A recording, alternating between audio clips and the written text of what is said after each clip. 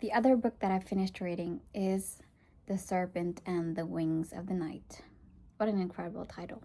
Fantasy book writers, how are you even imagining these worlds? Like, how are you building all these worlds? It's so amazing. Anyway, in this book, we follow our main character, Oriya, who is a human and living in a world full of vampires. She has been raised by a vampire king, and there is this tournament that she has to participate in order to gain equal power as her adoptive father.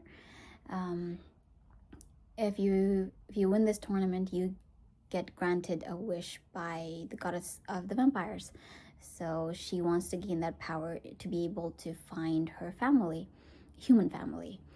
And so this tournament has trials, which she has to pass by surpassing all these vampires or killing them. So it's a death to win kind of a tournament. Death to win to that. Oh, you have to kill everybody else to win. So that's what it is. And so she goes on to this tournament, and she teams up with this other vampire who is from a rival vampire house, and she falls in love with him, and he also falls in love with her, which is an enemies to lovers kind of thing, which I love.